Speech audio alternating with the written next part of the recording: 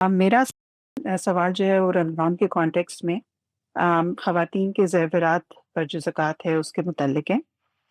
تو اس میں آپ نے میں نے آپ کو جو ٹاک سنی ہے اس میں آپ نے فرمایا تھا کہ بیسکلی جو عورتوں کے زیورات ہوتے ہیں اس کو ہم دو سب گروپس میں رکھ سکتے ہیں. ایک وہ جو ڈیلی یوز کے ہوتے ہیں، یوزلی چھوٹی چیزیں جو گھروں میں ہوتی ہیں اور عورتیں پہن کے رکھتی ہیں، اور پھر دوسرا گروپ وہ ہے جو کہ نسبتاً بڑے سیٹ ہوتے ہیں اور یوزلی وہ خاص موقعوں کے لیے نکالے جاتے ہیں اور پہنے جاتے ہیں.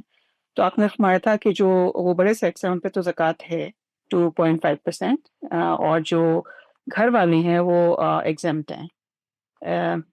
پلیز اس کو تھوڑا سا اگر آپ مجھے کوئی ریفرنس دے دیں کہ یہ بات کہاں پہ کہاں سے آتی ہے، کیونکہ میں اگر دو صحیح احادیث ہیں ابو داؤد میں، ایک 1563 جس میں وہ واقعہ تھا جس میں ایک خاتون اپنی بیٹی کے ساتھ حضور کی خدمت پیش ہوئی اور بیٹی نے دو موٹے موٹے کندم پہنے ہوئے تھے، تو وہ تو اپریٹلی انہوں نے پہنے ہوئے تھے. اور پھر دوسری حدیث ہے، یہ بھی صحیح حدیث ہے، یہ بھی ابو داؤد میں ہے اور اس کا نمبر ہے 1565، جو کہ حضرت عائشہ سے متعلق ہے کہ حضور ان کے پاس ان کے گھر تشریف لائے تو انہوں نے چاندی کے انگوٹیاں پہنی ہوئی تھیں. تو اس وقت حضور نے ان سے پوچھا کہ کیا تم اس پہ زکوٰۃ دیتی ہو؟ تو آپ نے فرمایا کہ نہیں. تو پھر انہوں نے اس میں ان کو جی واضح، بہت سرزنش شکریہ. کی. ٹھیک ہے جی، واضح. اگرچہ دونوں جی جو سنت میں چیزیں طے ہوتی ہیں وہ پہلے دیکھنی چاہیے. 3 چیزوں کو مستثنیٰ کیا گیا ہے. ان میں سے سب سے پہلی چیز ذاتی استعمال کی چیزیں ہیں.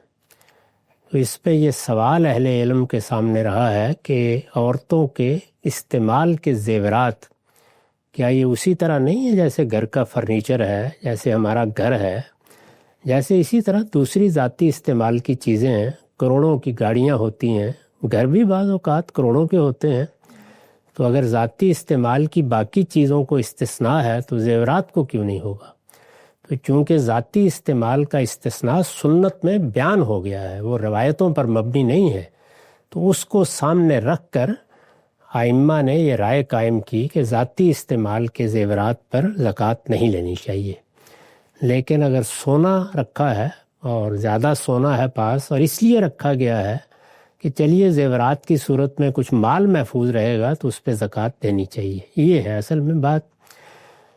احناف اس کے بالکل برخلاف یہ ذاتی استعمال میں سونے چاندی کو نہیں لاتے. تو انہوں نے دیکھیے کیا کیا ہے، انہوں نے 7.5 تولے سونے کو ویسے ہی مستثنیٰ قرار دے دیا. تو انہوں نے دوسرا طریقہ اختیار کیا ہے، یعنی ذاتی استعمال تو انہوں نے مستثنیٰ نہیں کیا لیکن نصاب بنا دیا. تو یہ اصول ہے. اس کے بعد روایتوں کو دیکھا جاتا ہے. روایتوں میں بعض اوقات پوری بات بیان نہیں ہوتی.